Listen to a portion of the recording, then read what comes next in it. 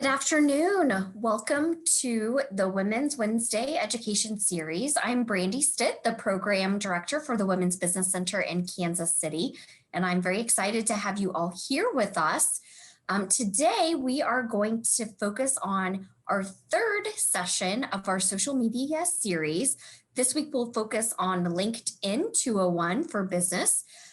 Previously, we hosted sessions on Social Media 101 and Facebook 201, which we have posted recordings on our YouTube channel. So if you missed either of those sessions, feel free to visit our YouTube channel, which I will post in the chat box once we get started.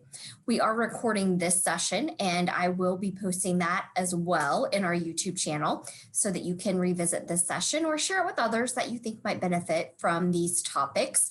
We're very excited. We continue to have record-breaking registrations for these sessions. So I think today we're at 153 registrations for today, which is our highest ever. So we're very excited.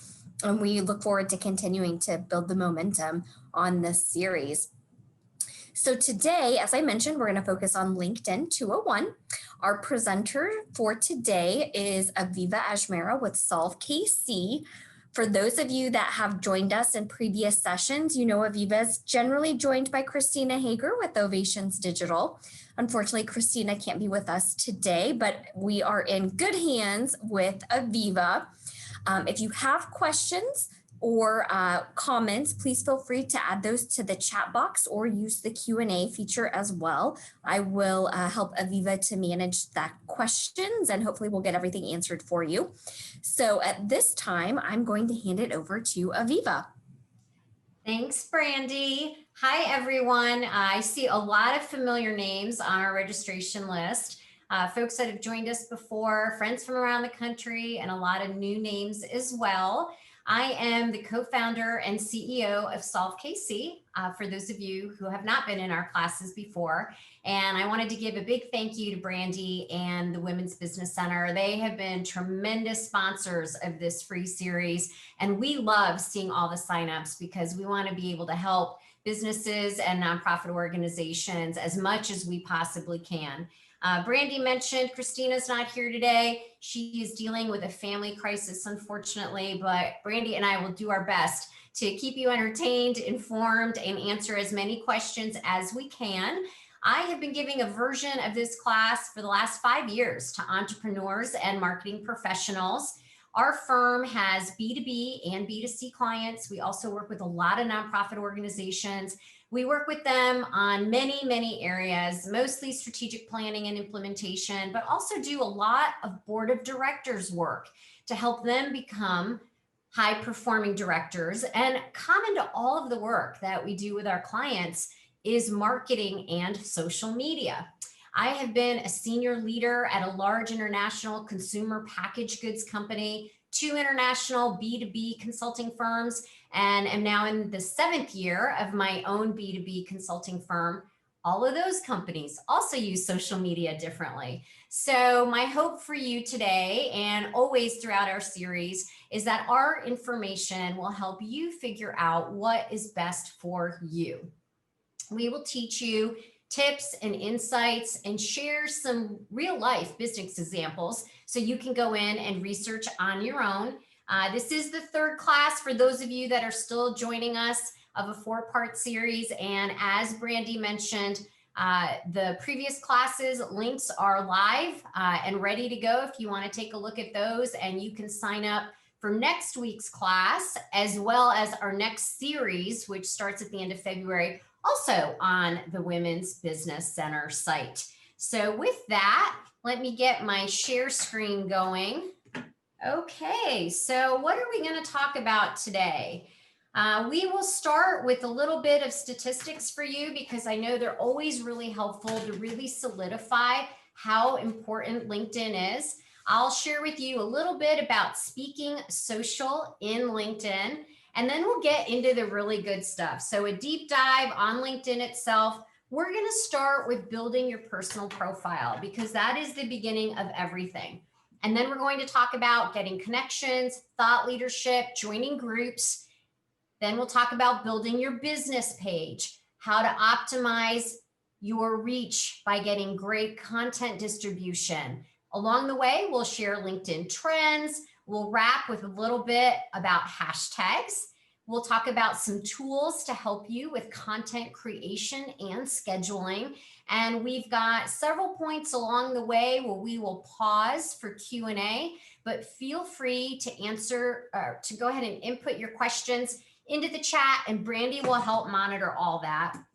And then we will wrap up with some summary slides, do's and don'ts, as well as tips for building your plan so that you have something very tangible coming out of our class today. You should have also received a mini packet of handouts.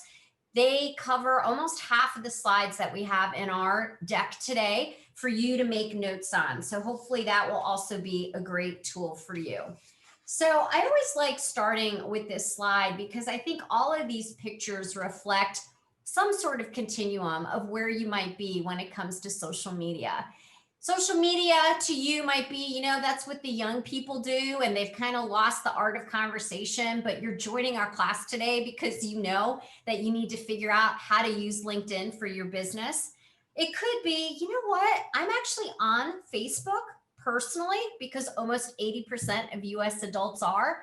But when it comes to the other platforms, or when it comes to how do I use social media for my business, it might feel a little bit like 8th grade chemistry class where you're afraid if you mix the wrong things together, you're going to have an explosion. I promise you, you won't have an explosion.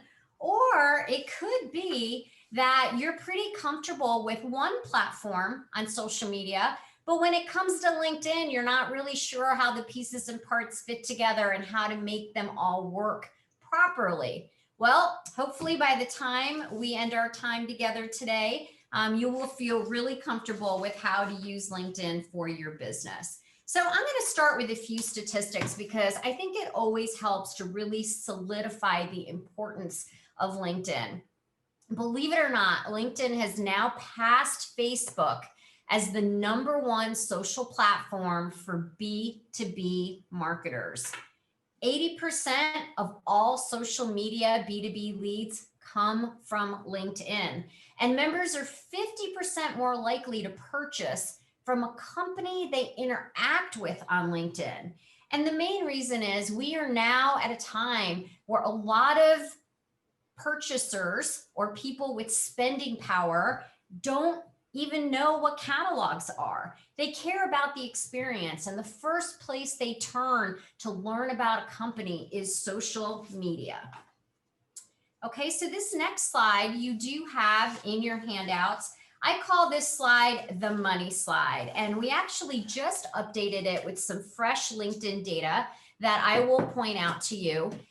We have gathered this data from over 30 different sites, so it's a great really just kind of summary for you to compare and contrast the 4 main social media platforms as you think about what's right for your business. So when it comes to Facebook, it is the #1 site to influence purchase. 70% of US adults are on Facebook, and there are over 90 million Facebook pages. So hopefully many of you were able to join us for our Facebook class last week. We are teaching it again in March. Facebook Stories has 500 million active users daily. And on average, people that are on Facebook spend about 58 minutes a day on it, usually broken up between 6 and 8 different times a day. So it's not 58 minutes at once. It's kind of broken up and fit into your day. Facebook is great for photos, videos, links, and events. LinkedIn, what we're talking about today, is business oriented. It's a great place for news and articles and conversation, connecting with top industry influencers. As of last fall, the number of users has gone up 100 million. The last time we shared this data, our number was around 600 something million users, and now we're at over 700 million users. There are 40 million business pages, and we'll talk about business pages specifically. Almost 80% of the users are over 35, and almost half of them have an income of over 75,000. There are also 90 million senior level influencers and 64 million decision makers. From an engagement standpoint, LinkedIn just added stories in the fourth quarter of 2020, and we will talk about that. It's best for networking, reinforcing your brand, and building professional credibility and business development. Instagram is a social sharing site around pictures and 60-second videos. 90% of the users are under the age of 35. However, the 55 and plus demographic is actually seeing the greatest growth. 75% of US businesses are on Instagram. And just as a reminder, our Instagram class is next week. And users on Instagram spend almost as much time as Facebook users spend. So 53 minutes a day on average. It is best on mobile devices. It is perfect for photos and videos and stories. And if you have an image-friendly business, retail, art, something in the food business, entertainment, travel, beauty, things like that, Instagram is definitely a social media platform you should think about for your business. And then we have Twitter. Twitter limits posts to 280 characters. Its purpose is about conversation and questions and news. Twitter has 600 million users. It is where hashtags were started. 67% of businesses are on Twitter. So again, depending on the nature of your business, Twitter might also be a platform that you want to consider. It is best for PR and news, real-time customer engagement, as well as photos, videos, and links. Okay, so just like any business initiative that you dig into, it's important that you learn how to speak the language. So the first few terms here are common to all platforms. So users are people who are in the platform. Likes are people who hit the like button. A feed is your rolling list of content in any particular channel. Specific to LinkedIn is a connection. Connection is a person that you've added to your network. Engagement is people who share, like, or comment on your post. A share is people who share your content, so something that you've posted, onto their page. And click through is when you have people who, because of what you've posted, they click through to your website. Now I'm going to give you a little bit of teaser about a hashtag right now. Hashtags are used to collect content regarding a specific topic. It could include anything from a theme to an event or a day. And there's lots of different ways to use hashtags. And we'll talk about that towards the end of our time today. So let's kind of hit some fast facts for LinkedIn. The most important statistic that I would want you to leave with is 96% of B2B marketers use LinkedIn. So if your business is B2B, you can see by the chart on the right, LinkedIn by far across any of the other platforms is what marketers are using for organic driven content and engagement. So we're going to talk about building your actual profile in the next slide, but I wanted to impress a couple of facts with you. You must have a professional photo. Now, I have sent everybody that signed up today a LinkedIn request. If you don't have one for me, it's because I couldn't find you. It might be because there were folks with multiple folks with your name, or you didn't provide enough information in your registration. But I will tell you that if you have a professional photo, it makes your profile 21 times more likely to be viewed and 36 times more likely to receive a message. So to have a profile and not have a photo, honestly, kind of defeats the purpose of having a profile altogether. There's a template in LinkedIn. LinkedIn in general has changed a lot in the last 5 to 7 years. If you were on a long time ago, it was really just a digital resume. It's not like that anymore.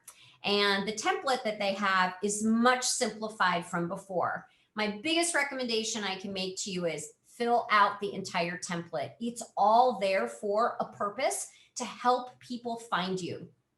When you detail your education and experience, and if you have community service and volunteer work, you will have more likelihood of being found. When you list your current position, you will have 5 times the number of connections and 12 times more profile views than if you don't. And if you list skills, your profile will get 14 times more views. Now, it used to be you could have up to 40 skills listed in LinkedIn. You don't need to do that anymore. I would say at least get to the magic number of 5 and your profile will get 31 times more views. And people always ask, what's the magic number on the number of connections? The goal is 500. You want to have 500 plus underneath your profile.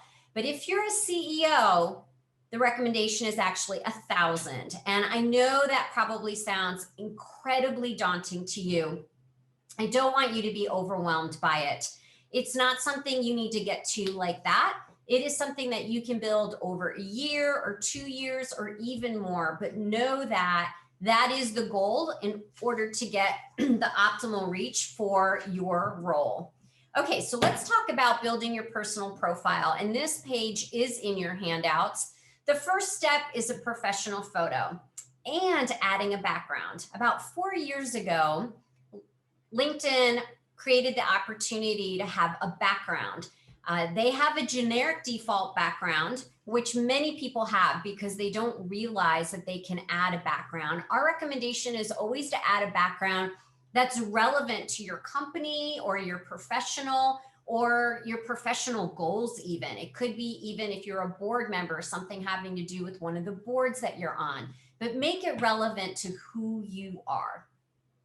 Create a descriptive headline with keywords, something meaningful. So in my example, I have that I'm the CEO of Solve KC. I'm an entrepreneur. I am a board director, and I'm also an angel investor. Some people change these out regularly to make them a little more catchy. As long as they're relevant to who you are, you can have fun with it. And what I would suggest is you just get into LinkedIn and look at how other people have described their headline and see what really speaks to you. Tell your story. So there's a section in the beginning where you have about a paragraph where you can summarize who you are. Spend a little time on making that descriptive, but also crisp. It shouldn't be 4 paragraphs long. And then spend the time to showcase your expertise. It's important that you go through, especially with your last handful of positions or your last position, if that's where you spent the majority of your time, and really illustrate what you accomplished in those roles. So this would be the resume-ish portion of your personal profile. Include your education. If you've graduated more than 10 years ago, you do not need to include the years. And you really shouldn't include high school either at that point, depending on what stage you're at in your career. As I mentioned before, include volunteer experiences and causes. And then there's also an area for recommendations. Now, you don't need to go crazy on recommendations. You don't need to have like 20 recommendations. Even just a handful are fine.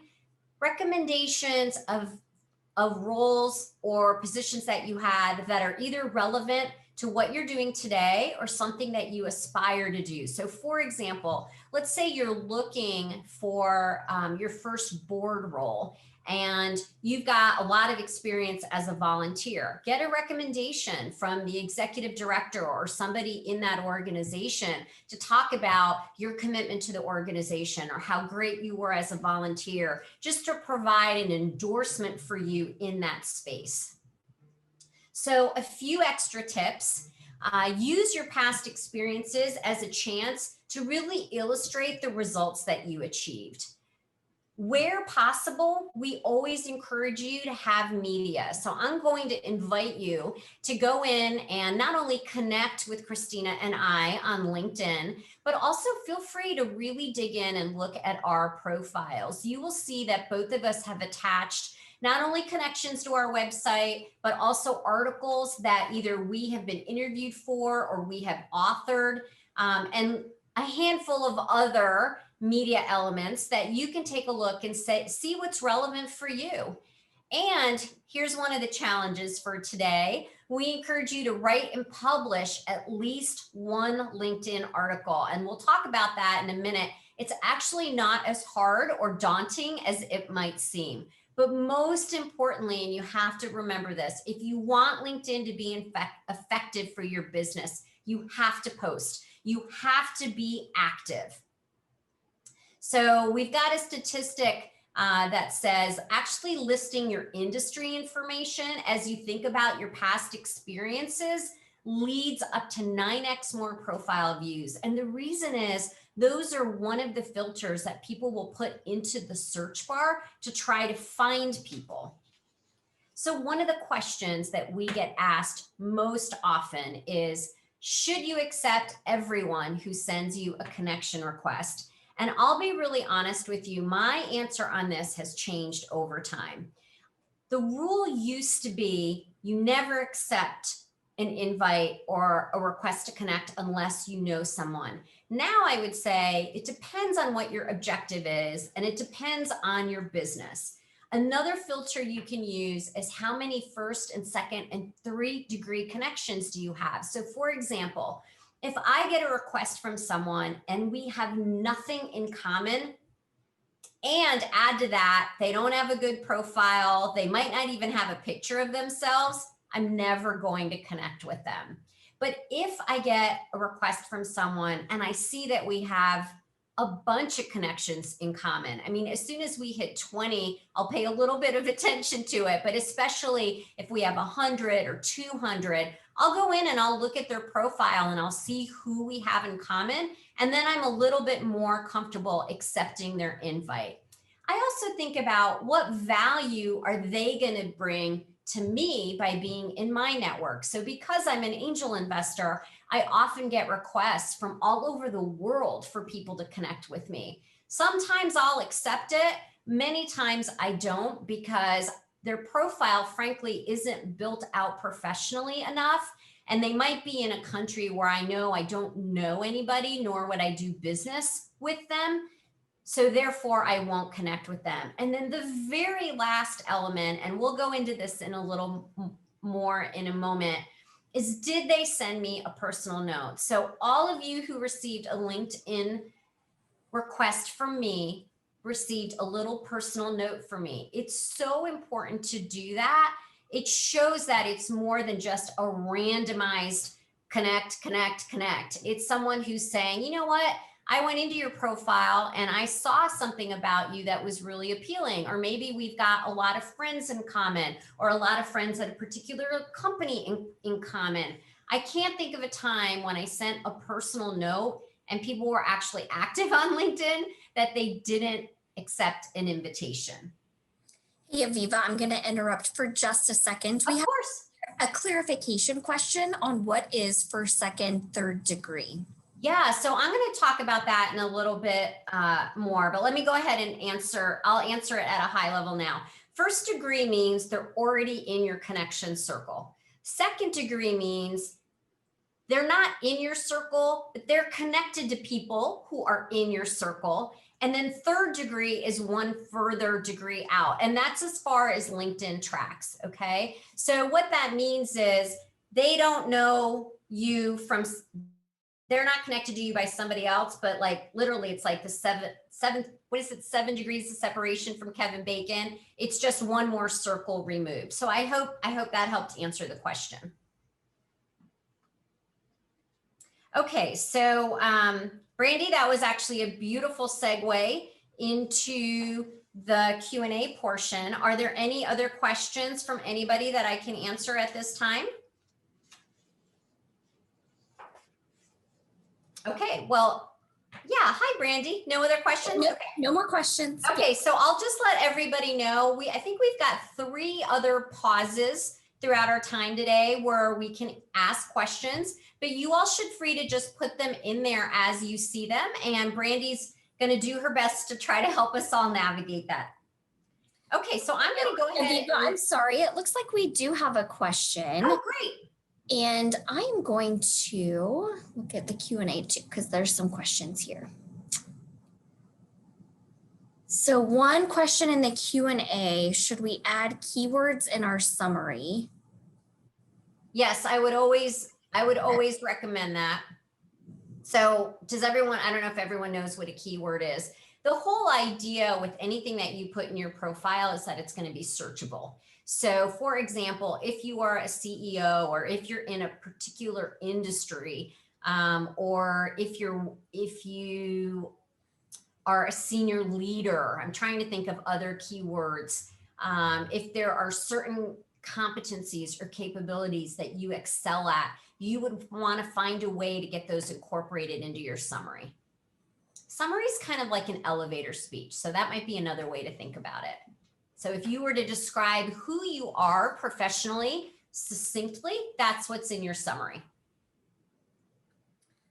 So there's another question that is, what if you don't want your personal profile to be the center so much as the business itself? Right. So we'll talk about that in a moment, but the reality is you have to start with your personal profile. So you cannot have a LinkedIn business page without somebody's profile on LinkedIn attached to it. So as we'll talk about, is a business page right for you or is a personal page, depending upon your business, the first thing I'm going to tell you is you need to get your connections up on your personal page so that you can start then migrating them and inviting them to your business page. Sorry, there was a follow-up on the keyword question that was asking if adding more is a good practice or if you're penalized. If adding more keywords, yes. Oh, well, as long as it's eloquently written and it makes sense, I think if you can incorporate keywords, it's perfectly fine. But at the end of the day, ask yourself, even if it wasn't a keyword, does it make sense? Does this summary make sense? So it's not just about typing in keywords, but it is literally a description of who you are. Yeah, and there's another question here on the template, and they're referencing LinkedIn, but I think, the LinkedIn template. So, okay. So what is the question? Expand on the LinkedIn template. Where can well, I mean, if you go into if you don't yet have a personal profile, or if you have a personal, well, I was referring to personal, so let's focus there. It will guide you through the different sections that they want you to fill in. And in a moment, actually, I think in my next slide, I show you what my goal is for you as far as what I want to get to. So I think now there are maybe 7 or 8 sections in the template. It keeps changing, but I think it's around that. I would say you want to fill out every single section of that template, because LinkedIn is now owned by Microsoft as of the last quite a few years, and they've really culled that template down quite a bit. It's half as big as it used to be. So the fields that are in there are fields that they feel are meaningful, that people actually search on within LinkedIn. I think there's just one more clarification on the definition of keywords that you're using here. Is it the same as hashtags? No, it's different. It's different. So keywords are more like the kinds of words people will search on. So I'll give you an example. I've had several reach outs recently asking me to be on a boards around the country, and they're not from people that I know. And what they did was do a search on board of directors. They wanted an experienced board member. So because I had those words in my description, even though they're not in my summary, they were able to quickly find me. If you are, for example, a CFO, or you specialize in IT development, I'm just trying to think of things that people would commonly search on. Those are words that you would want to work into your summary and or your description area, so that, again, those are quick signals to people that you fit the criteria that they're looking for. Okay, one last probably quick question. What do we do if we accepted an invitation but later realize it wasn't a wise decision? How do we reverse the connection, and is that bad form? Yeah, you actually, unlike a lot of social media, there is not a mechanism that I have found, because I'll tell you, I've looked before to block people. So unfortunately, I don't have a great answer on that from my personal experience. I will tell you, sometimes I accept an invitation from someone because they meet all that other criteria. They sent me a note, we had people in common, et cetera, et cetera. And as soon as I send it, the first thing they do is send me an email trying to sell me something, a real email, or sometimes it's something through messages in LinkedIn. And I will very politely tell them, I'm happy to stay connected to you, but please take me off your selling list. I'm not interested. So, and sometimes people are persistent and they'll resend it again. And I'll tell them the same thing again. I'll tell them, you know, I responded to this earlier. I'm not interested in your product, you know, blah, blah, blah. And I've never had to do that more than twice. People are usually pretty good about it. And I would say if it gets more serious than that, the best thing to do is probably contact LinkedIn. You'd have to Google on how to do that.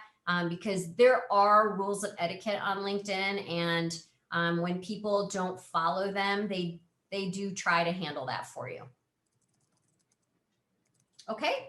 Okay, yep. All right, good questions. I love questions.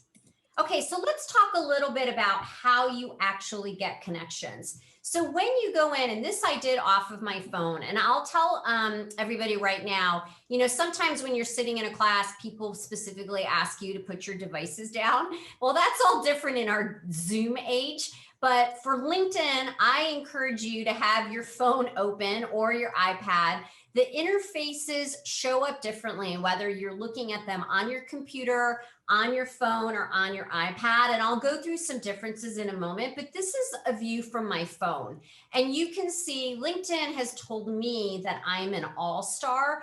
And the reason I'm an all-star is several things. One is I have over 500 connections, but also I have gone in and filled out every aspect of my template.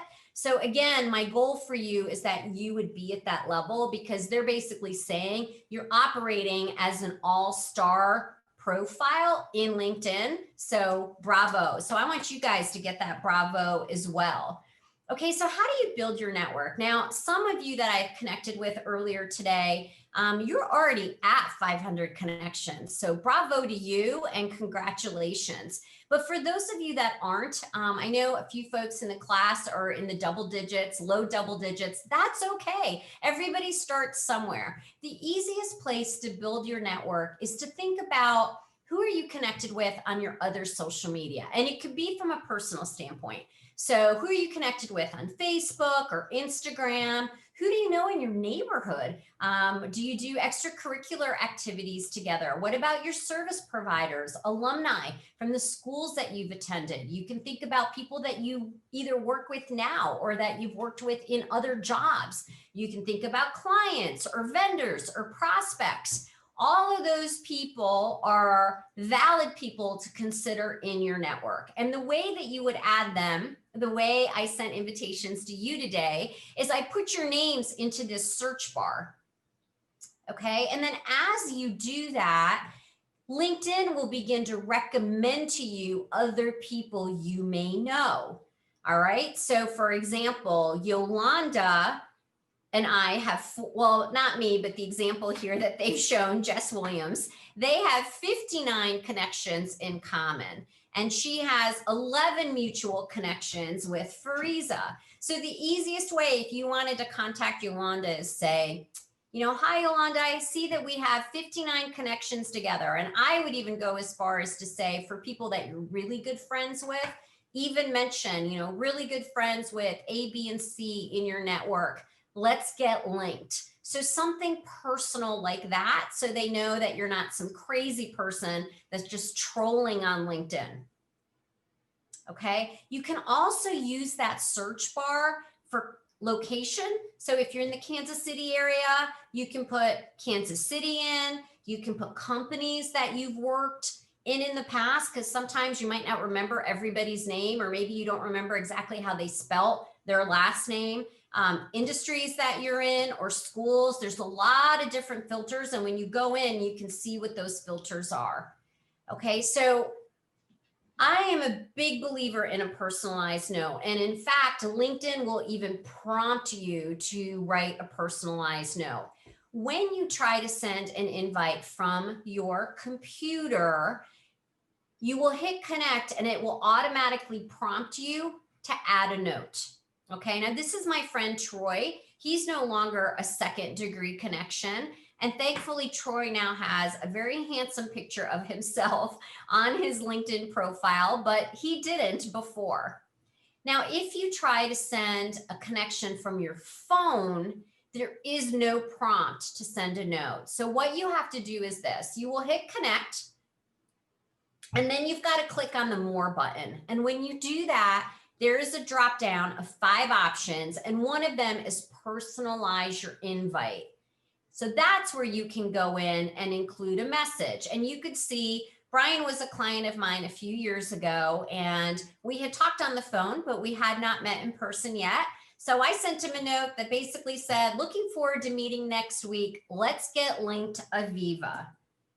Okay, so I would also say it's always kind of fun when you can have a little bit of a signature or a clever close.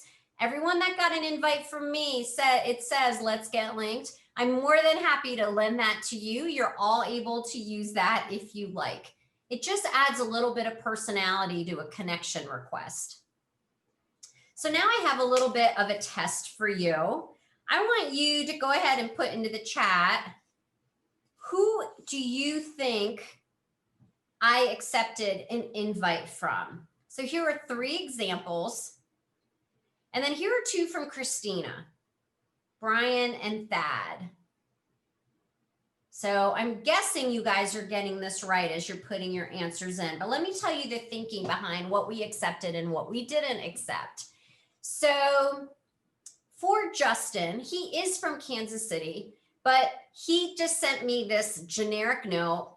His picture, it's okay. I didn't accept this one, to be honest with you, because I was like, I don't really need him to help me get found online. We didn't have any connections in common. He didn't send a personal note, and really his picture doesn't look all that professional. So I didn't accept it. Then there was Krishner. Now she did a really nice job with her picture, with her profile, in the sense that she said, this is what I do. I am a Bitcoin mining trader, and here are the results that I have. So that's great. She lives in Perth, Australia, and my son and wife and grandson actually live in Brisbane. However, I have no idea why she was connecting with me. Even though her picture is super professional, I am not in the Bitcoin business, and I don't do any business in Perth. So I didn't accept it. Paul, I did accept. He wrote me a personal note, and he's kind of explained where he was at in his career, and he just wants to build some connections in Kansas City. So absolutely, I accepted Paul's. Brian, who sent Christina a note, does not have a picture. They do, however, have 51 mutual connections. But Christina did not accept Brian's invite because this looks like just a generic send invite. Thad, on the other hand, less connections, 36, but he's got a professional photo, and he spent the time to send a very personalized note to Christina. So even though she wasn't interested in financial advising, she did go ahead and accept that note.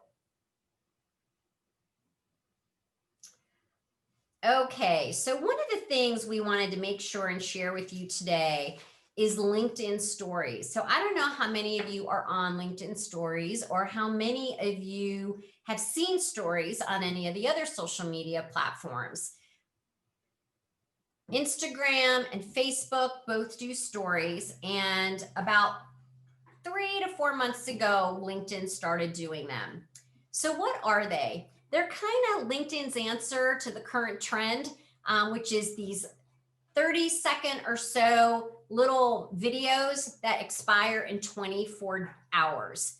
you can share you can share stories from either your individual profile or your company profile. You can also go in and tag people and add stickers, but I will tell you, it is much less sophisticated and has a much more simple format than Instagram for sure, and even Facebook. So here's an example on the lower right-hand corner of a story that Christina did. And we just did, a snapshot of our computer as we were building content for one of our classes. And you could see how she tagged me on the bottom. Okay, so they're pretty simple. How do you use them?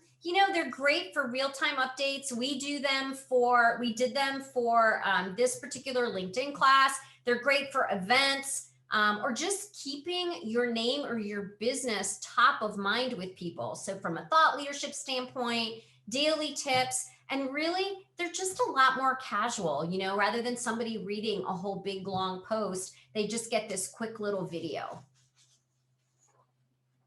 Okay, do we have any more questions about LinkedIn, about anything we've talked about so far? Yes, we do have a question. When someone views my profile and I am notified, should I reach out? If you want to, you can. Yeah, so you must have, I'm assuming this person has premium, which is why they are being told who's looking at their profile. If it is someone that you are interested in having in your network, absolutely. You can even send them a note that says, hey, I saw you were checking my profile out. Why don't we go ahead and get linked, or whatever you want it to be. There's another question, but I think you might be addressing this later. How does Sales Navigator help us target buyers and key accounts? So I'm actually not an expert on Sales Navigator. I would say that I know that it is used quite a bit, and I believe the main thing they use is keywords to try to find people that are fitting your description. So I do think Christina is a lot more versed on it.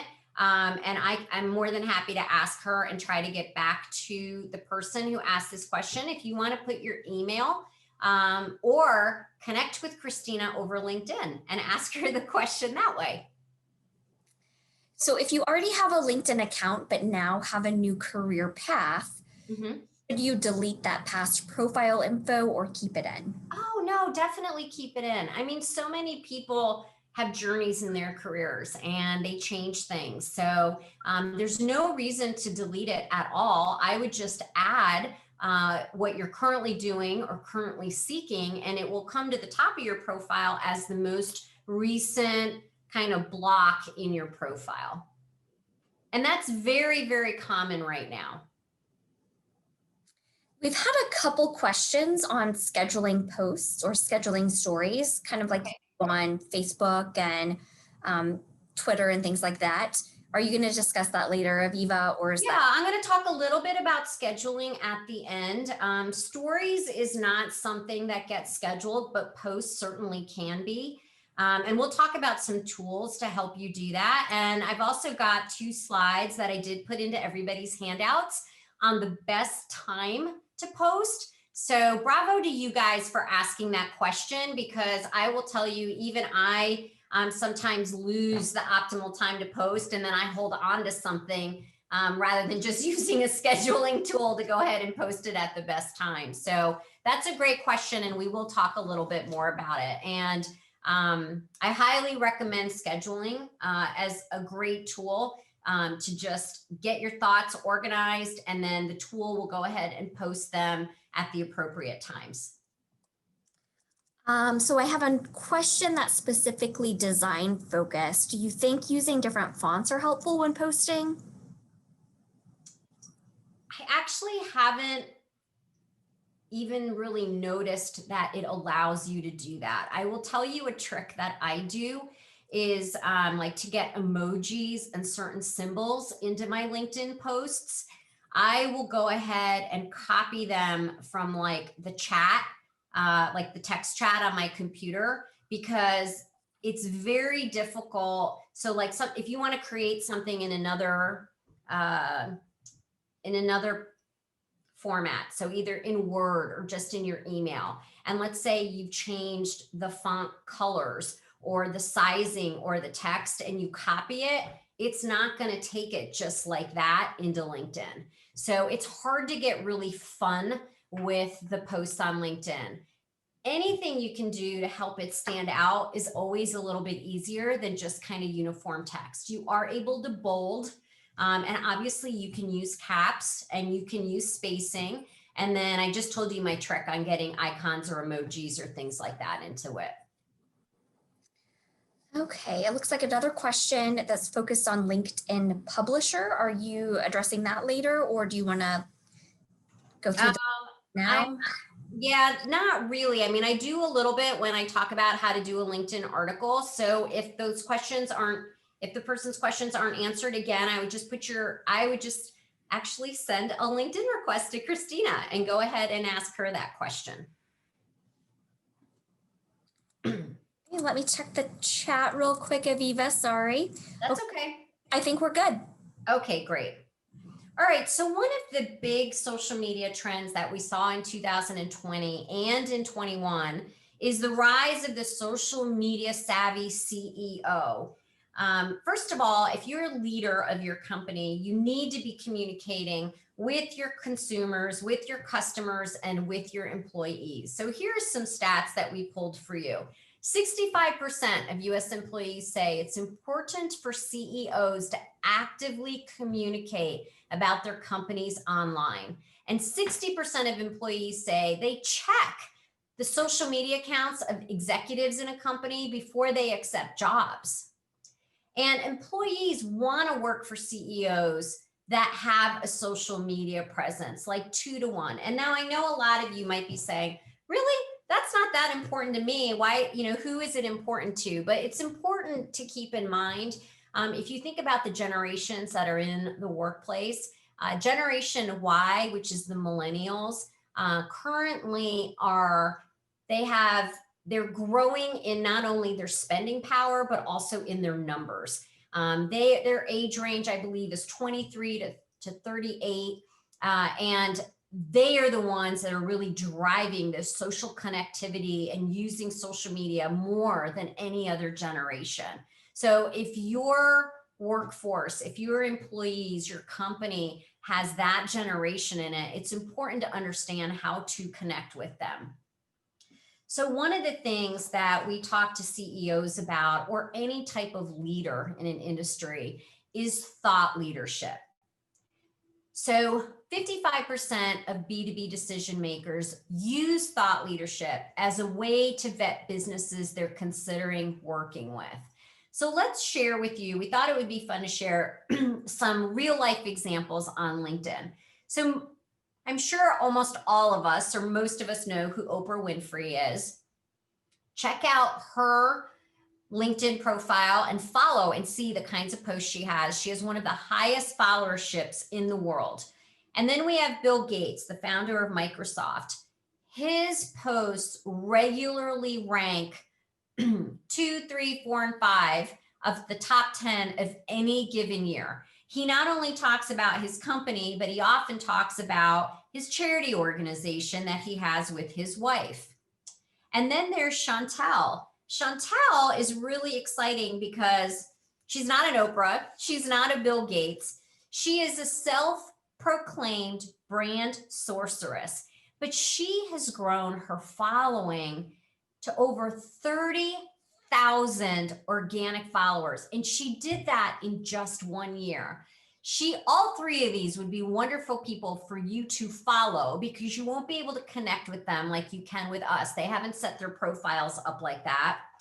And from Chantel, she'll continue to share with you great social media tips and LinkedIn insights. And then locally, we have Dr. Michelle Robin, who's a dear friend of mine. I would highly recommend that you follow her.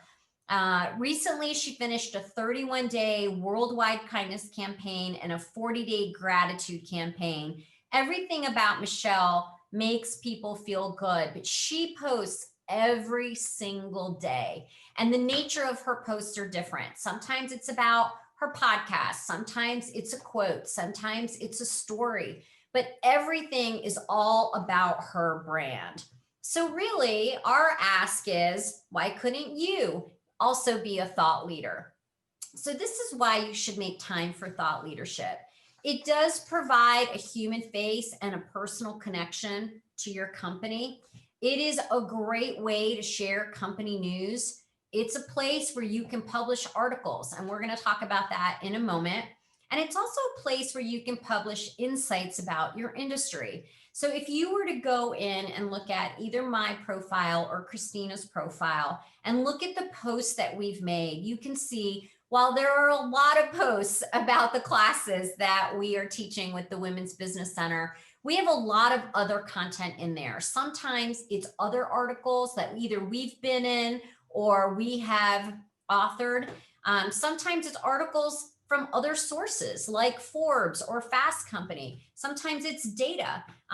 There's a wide range of contact, but just being out there and thinking about how does this post relate to my brand or my company is something that will, as the pieces start to fit together, builds your LinkedIn profile as a thought leader.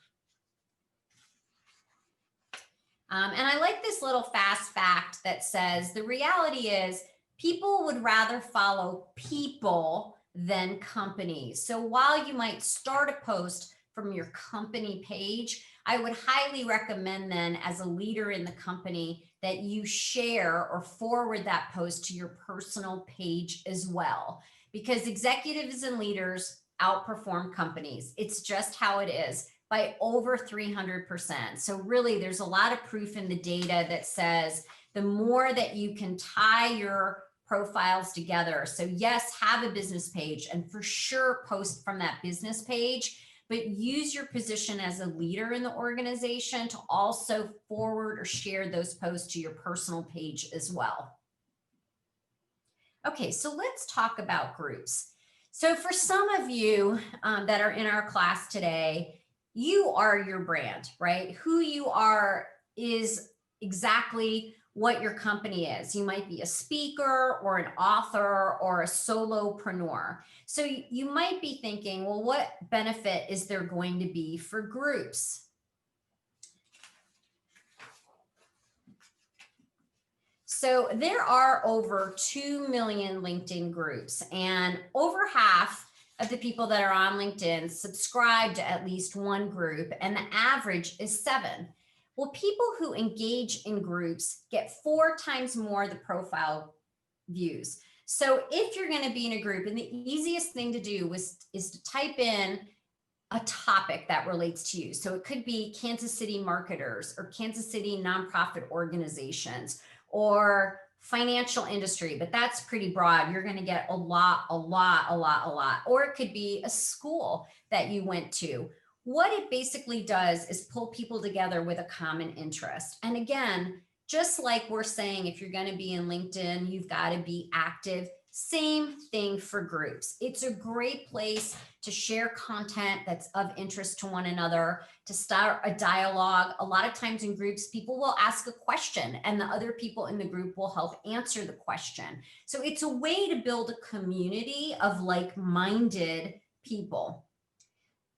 So a very, very common question, and I'm sure some of you are thinking this right now, is I'm a little confused. So what's the difference between a personal profile and a business page?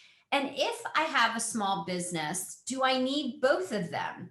So as I said, first, start with your personal profile and build your brand. So what I mean by that is add the media, start to get connections. Again, the golden number is 500, 1,000 if you're a CEO.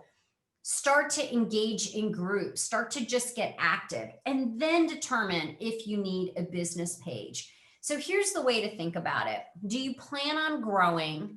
Do you need a LinkedIn business page for social proof that your company is relevant on LinkedIn?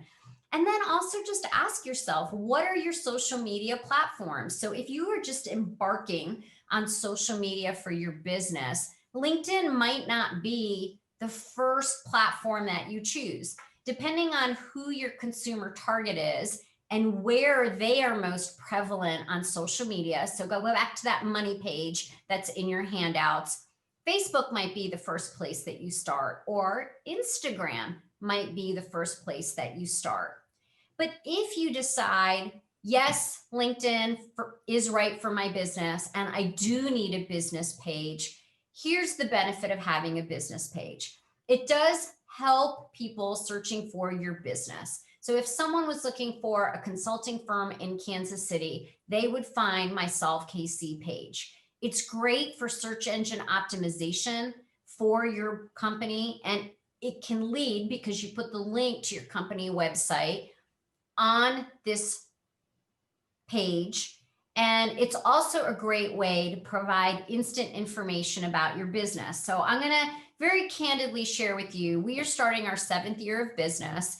And while we had our Solve LinkedIn page up from the very beginning, we weren't very active on it for several years. And the reason was we didn't need it locally to build our business. My business partner and I had enough connections in Kansas City that we didn't need a LinkedIn page. However, as we have continued to grow and as our business has expanded outside of the Kansas City area, we have found it to be a tremendous place for us to be able to show what we do and what our brand is all about and what our business is all about. So again, I invite all of you to go in and you'd have to follow the Solve KC page, as well as Christina's Ovations Digital page. And you can get a sense between both my personal page and my business page. Sometimes I post the same content and sometimes I have different content. So I'm sure this is generating some questions. So Brandy, are there any questions that folks would like me to answer? Yeah, we have a couple questions. So one is focused on the groups. Okay. Who creates them? Can I create my own? And are there moderators like on Facebook? So anyone can create a group. You can absolutely create your own. And by moderator, I'm going to interpret what you mean by that. So usually whoever starts the group is the moderator. And there is etiquette about being in a group. It's what you would expect, no profanity, nothing inflammatory. I mean, they're basic social media protocols. They apply for LinkedIn as well. Is posting in groups daily a good practice? You don't need to post daily, but if you have enough content and it's a group you're very enthusiastic to be a part of course you can do it. When a post says mentioned in the news, does that mean LinkedIn scours certain media and posts? If not, please tell me how that works. I do not know how that works. So I would just say, rather than me guessing my way through that answer, you should just ask Christina. My hunch is, yes, there's some kind of a algorithm in there that's kind of legitimizing that, this is coming from a credible source. That kind of leads to another question that was asking if LinkedIn checks for plagiarism when you're publishing articles. I don't believe they do. I mean, I think there's a rule of conduct around it. And you have to go in. I haven't fresh published in over a year. But I seem to remember, there was criteria that you had to agree to before you could go ahead and publish. Okay. You guys are asking really good questions. Some of them are a little tough. I'm sorry I can't answer all of them for you. Yes, and for everyone, because Christina, again, wasn't able to join us today, I do have a list of questions that I'm going to send to Christina and tracking who asked those so that we can make sure we follow up if you don't have an opportunity to reach out to her. Okay. And that's it, Aviva. We're good to go. Okay. Thanks so much, Brandy. You're doing a great job. I appreciate it. Okay. So we just talked about, from a personal standpoint, how to build your profile. We talked about thought leadership. We talked about joining groups. Now we're going to segue a little bit to talk about building a compelling business page. And I'm going to use a local Kansas City company that is a client of mine as an example. So here's the background on McCown Gordon as it pertains to LinkedIn. When I first started working with them in 2015, their followership was actually in the hundreds. I think between 200 and 400.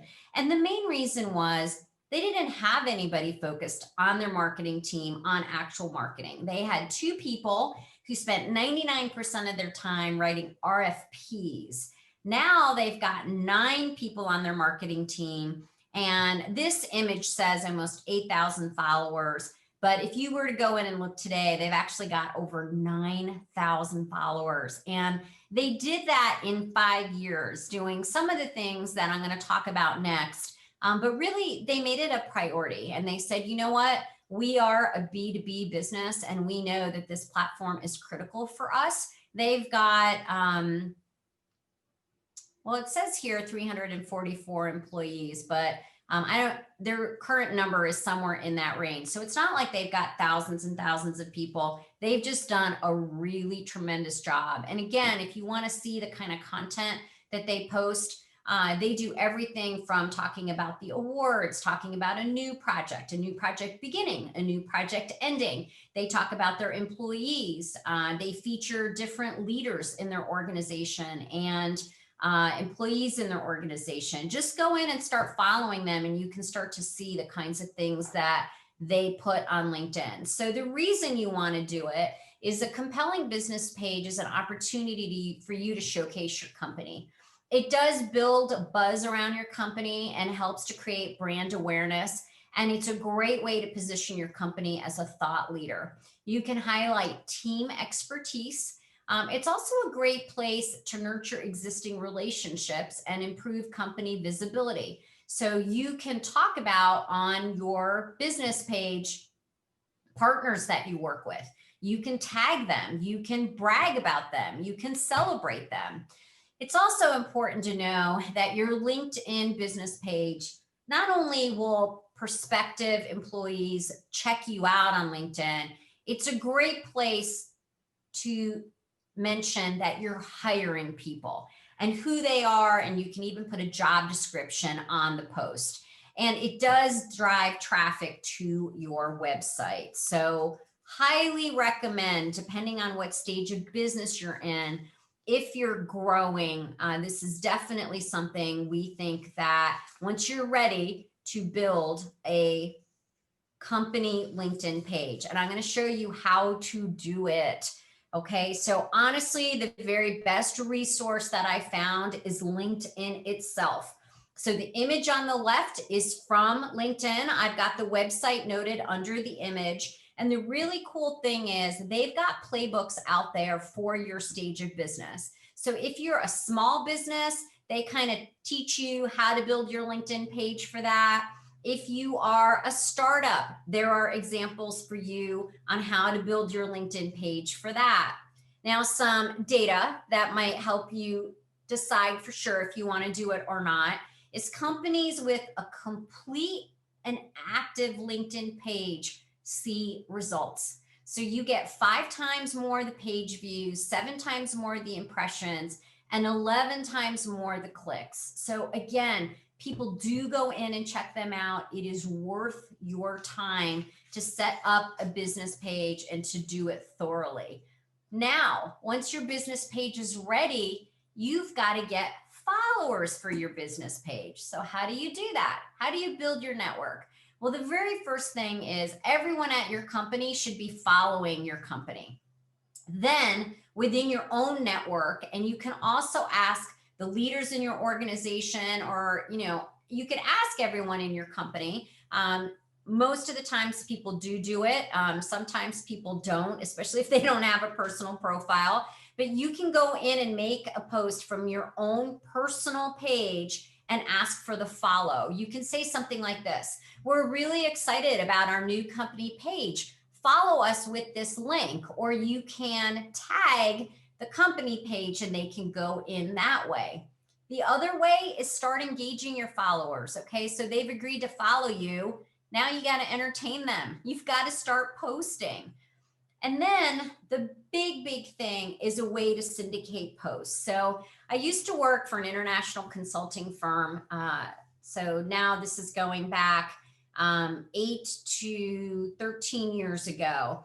And our CEO, anytime there was a post made from the company page, everybody in the firm would get an email saying, hey, we just sent out a post. Can everybody go in and like it? And they would put a link to the post there. So it was super easy.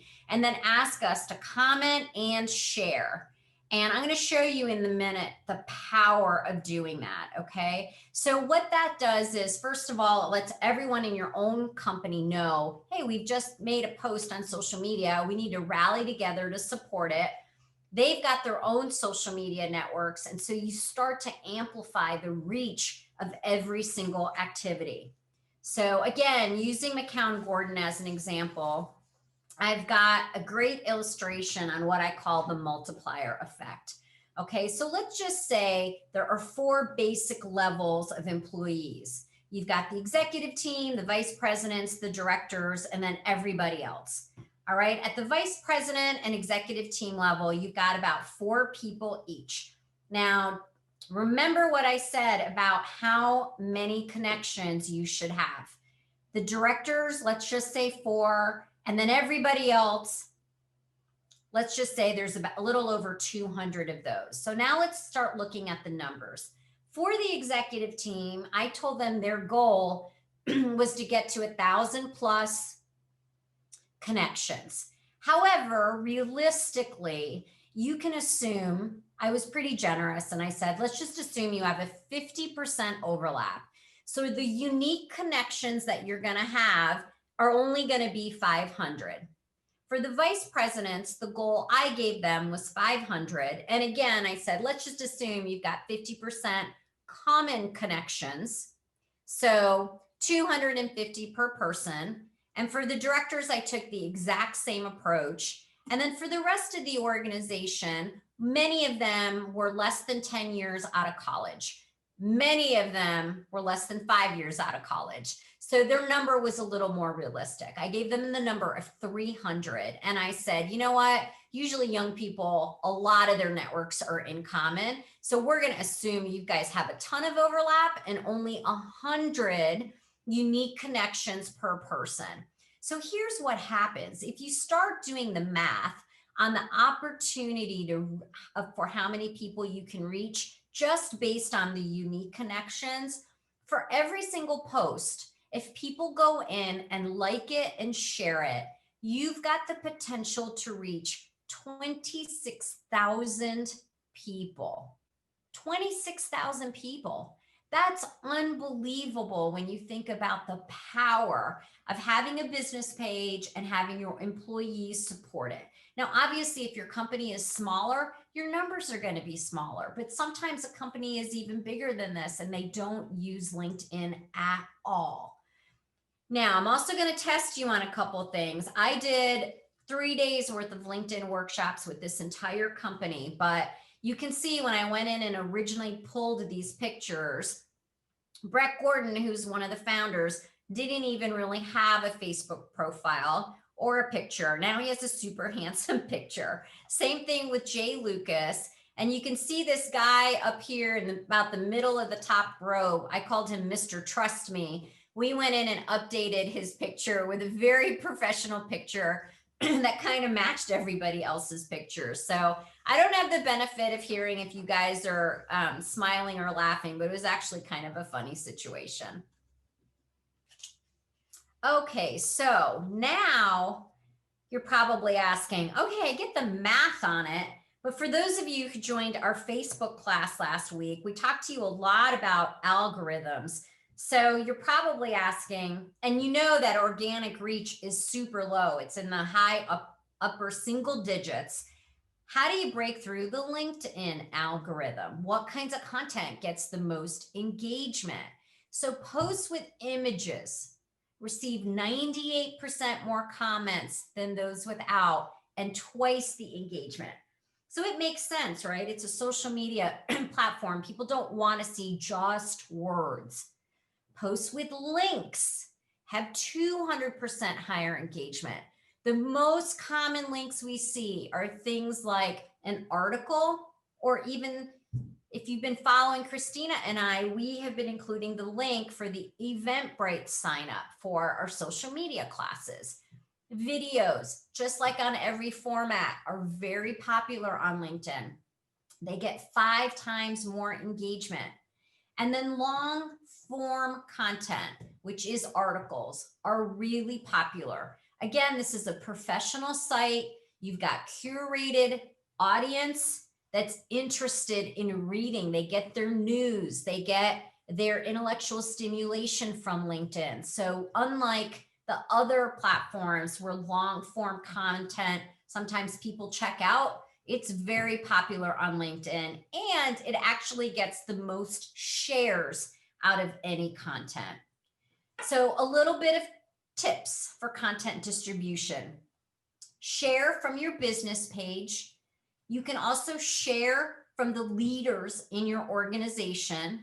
You can repurpose and reshare articles, media, interviews, etc. So let me give you an example. Let's say you make a post today, because Wednesday is a great day and midday is a great time of day, from your company page. It can be anything. Tomorrow, you can go in and share from your business page to your personal page. And if there are folks in your organization, they can either share from you as a leader in the organization, or they can share from the company page. And then where possible, if you can tag key individuals in your posts. So it could be, depending on the nature of what you're posting, if you're doing an employee highlight, you can tag the employee. If you're talking about a new partnership that you have with a retailer or any type of organization, for sure, tag that organization. You can even tag the leaders of both of those organizations. There are lots of ways, and again, just go in and look at the kinds of posts that Christina and I make, and you can see the ways that we tag other people and other organizations. Okay, so let's talk about LinkedIn articles. I'm just doing a quick check on time here. So someone was asking about the publishing tool, and hopefully I'll be able to answer your question, okay? So the benefit to posting on LinkedIn articles is it actually does get captured, so indexed through SEO on Google. It's a great way to establish yourself as a thought leader and building authority. And you also have the potential to reach your second and third level connections. Because here's what happens. When somebody goes in and likes or comments on your article, it has the opportunity to reach their connections. So their first degree connections, which would be your second degree connections. And it'll show up in their feed as, let's say Christina liked something I published. Christina Hager liked blah, blah, blah. And then they get your actual post. So how do you do it? It's actually pretty easy. You go into linkedin.com and you click on write an article. I've got it red circled on the bottom of the slide. You add your headline, add some kind of image. You can either write it right in there, or I actually wrote mine in a Word document so that I could, really play around with the wordsmithing and editing it. So then I copied and pasted it into this space, and then I hit publish, and voila, there it was. Okay. All right. So now the next question you're probably asking is, are all times equal? They are not equal. I grabbed this chart from Sprout Social from a post they actually made on LinkedIn, and I thanked them for it. And this is global engagement. So it's everything aggregated, but the rules are basically the same. The best time of the week to post is the middle of the week, as is represented by the darker blue boxes, and the middle of the day. Okay, and we do know that companies that post weekly, so we're not even saying every single day, although if you have the capability to do that, we would recommend that, but at least weekly, see 2 times higher engagement. Now, there is data out there specific to industries, and the best thing to do, honestly, is just Google it. So you can see the various industries and the various times a day that they've circled in white that are their peak times. But for most industries, it is midday. An outlier would be media companies, which is first thing in the morning. And then again, for most industries, evenings are a secondary time. And if you think about it, it's just when people are on social media in general, right? If you think about when you get on social media, it's not throughout the entire day. It's usually either the beginning of the day, before you get started, first cup of coffee. Sometimes it's the middle of the day, you're taking a break, you're having lunch. Sometimes it's the very end of the day. Okay. And again, the best frequency is to post once daily, but we know that's a high demand, so it may not always be feasible. All right, now let's talk about hashtags. So when I first started hearing about hashtags, I don't know, 5-6 years ago, I didn't really understand how they worked. And it seemed like most of the time people were just making them up to be more fun. And while they are actually fun, they actually collect and group content as a search engine on social media, which I didn't understand until just a few years ago. So hashtags help categorize or group together topics. So it's a great way for businesses to target people. So for example, oftentimes when I will post hashtag entrepreneur or hashtag CEO or hashtag board of director. Okay. It can also create hype around specific topics. So as we've been posting about our social media classes, I will do hashtag social media tips or hashtag social media marketing. And it curates content across social channels so people can find information. So you can put the hashtag into the search bar and it will curate the information for you. Sometimes I get notifications in my feed. So one of the hashtags I've got associated with my business page is hashtag business strategy, because that's what my firm does. And so it will pull content for me and it'll actually put it into my feed for me so that I can see it.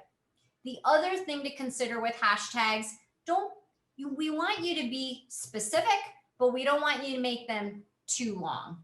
There are times for them to be fun, and then there are times they just need to be relevant.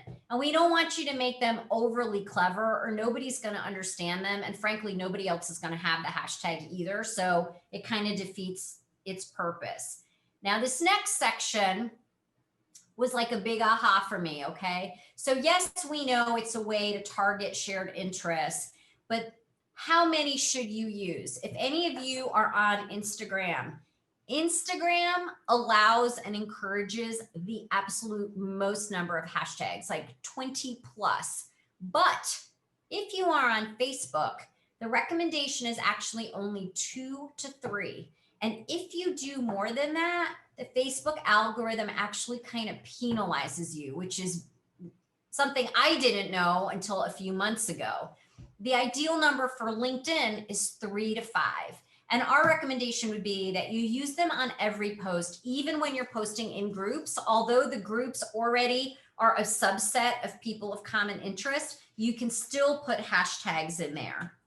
So at the end of last year, we searched on what were the top 3 LinkedIn hashtags, and no surprise, they reflected the way we all worked last year. So networking, of course, but also work from home and home office. Just in contrast, in 2019, the top 3 hashtags were innovation, management, and digital marketing. So it just gives you a sense of how relevant and how helpful and useful hashtags can be. Okay, so I think this is the last opportunity to ask questions. Do we have any, Brandy? We do. So we have 2 hashtag specific questions.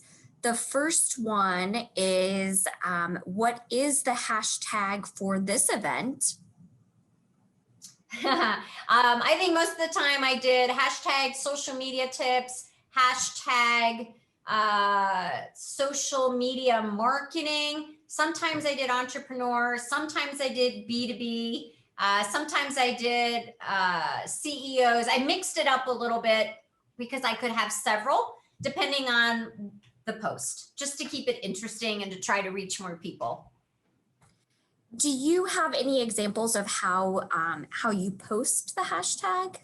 So what will happen actually, LinkedIn's gotten, I think, really kind of clever on this.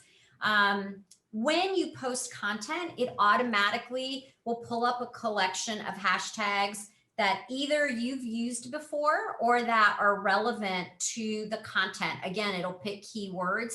Now, I have noticed if you're doing the post from your computer, it'll make those suggestions. But if you're doing it off of your phone, it'll actually tell you how many people are following that hashtag. So sometimes I will go in and do the post off my computer because my eyes are getting old and I like my big monitor. And I'll go ahead and put some hashtags in, but then I'll go in and check it on my phone and I'll make sure I've got, the highest following on hashtags. Since I can only choose 3 to 5, I just try to get the ones that are not only relevant, but also have a big followership. Aviva, can you repeat your response on minimum, maximum hashtag limit for LinkedIn? Yeah, so the recommendation is 3 to 5 hashtags for LinkedIn. Okay, perfect. Thank you. Okay, so should we mention location while posting a comment or content? You can. You mean like I'm so-and-so from Kansas City, like that? Or if they can give an example, I might be able to answer better. Yeah, I assume that's what they mean, but I'm not sure. Yeah, you can. I would only do that if it was relevant, though. If someone wanted to know where you're from and you've commented, of course, they can just go ahead and click on your comment and it can take them to your profile and they can see where you're from. So I would say only if relevant. Okay. Is there a recommended website to search trending hashtags? Yeah, just put it into Google. Google is amazing. And there are trending hashtags within your industry as well. So you can always just create a search, as specific as possible. And if it doesn't yield what you want, then just lift up a little bit. Okay, so does LinkedIn work differently to Facebook in that you're not downgraded by having users follow links to your business website? I don't know the answer to that. My hunch is no, because it is a business platform and one of the common metrics are clicks through to your website. Okay, and last question, I'm not sure if you'll have the answer to this one. Can we hypertext keywords in articles? I don't know about articles, but you can do it in your post. So what you could do is when you publish your article and then you share it from your company page or, a week later or 2 weeks later from your personal page, or if you share it to a group, the comment that you put associated with the share, you can put it in there. And that is it for questions. Okay, so now we're going to move into the wrap up. It looks like we've got about 6 minutes, and most of these slides are in your handouts because we really wanted you guys to have some handy tools so that when you tackle your LinkedIn plan, you've got some good resources. So do's and don'ts. We always recommend creating a social media strategy that links with your business goals. It is an extension of what you're trying to do with your business. Always consider how each post will impact your brand and find that right balance. Keep it interesting as far as the kinds of content that you post. We will always tell you, don't just make your posts about selling. Instead, tell your story and always remain professional. It is a professional networking site. Track your results. So think about those key performance indicators that are important to you and your strategy. Is it the number of followers that you have? Is it engagement metrics, like how many people are liking it or commenting or sharing? or is it clicks through to the website? It's all dependent on what your strategy is.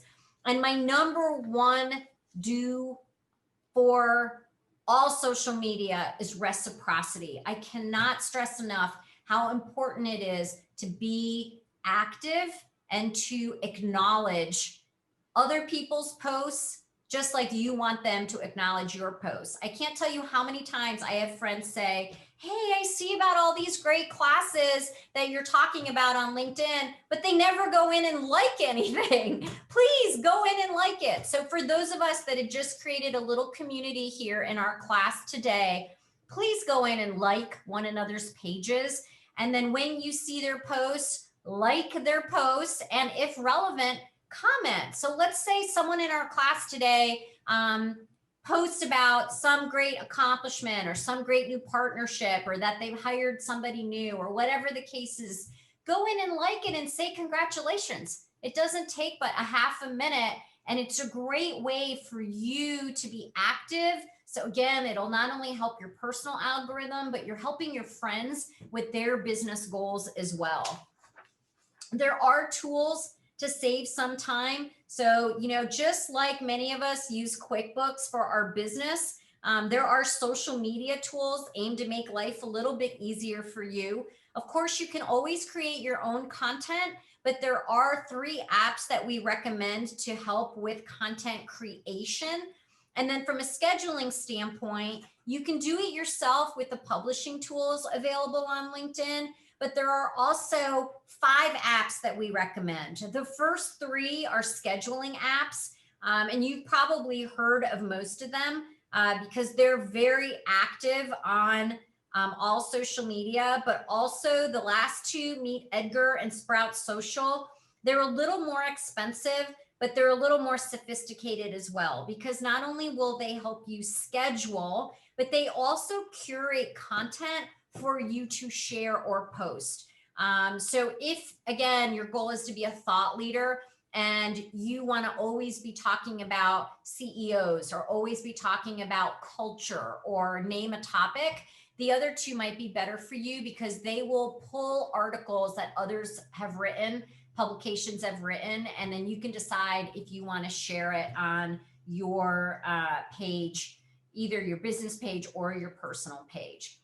This is a little chart that we included in your handouts just because sometimes, we keep saying, make sure what you post is aligned with your brand. And some of you might not know exactly what that means, or it could be a little bit confusing. So we just thought we would include this. This is from Hootsuite, and they publish a lot of great content. So does Sprout Social. So even though those are apps that help with scheduling and content, they also just have a lot of great data. So those would be 2 companies that I would recommend that you follow just to stay current and in the know as things are changing. We do encourage you to be consistent. So figure out what you're going to post and what days you're going to post.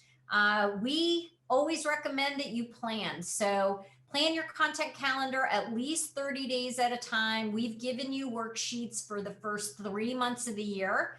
But even though you're planning, always plan to be flexible. It's not that hard to just move your posts around because if there are trending topics, it would be great for you to be in that mix.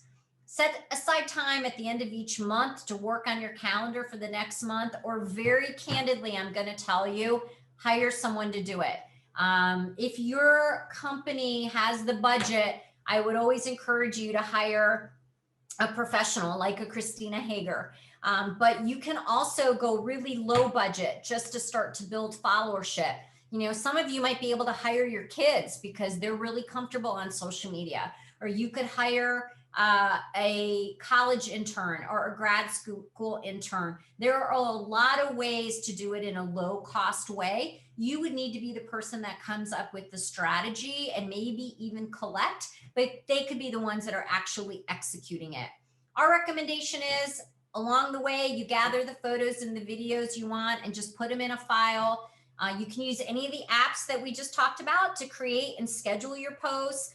And there's always something to post. I've just kind of listed a few things, but I know it can feel a little overwhelming and a little bit daunting because We're recommending, ideally that you post once a day, but at least once a week. And if you're not very active on LinkedIn yet, it could feel like it's a big mountain to climb. And I would just say, just start slow. Start with something that you can manage. We are giving you best case examples. It's just something for you to strive for. Okay, so it's your turn now. Go ahead and establish or update your profile. Go ahead and plan for the first quarter. These are all worksheets that I've given you in your handouts. I did want to mention or give you a little bit of a sneak peek for the agenda for next week. We will cover both Instagram and Twitter. We have a lot of great content. It's always a super fun class for us.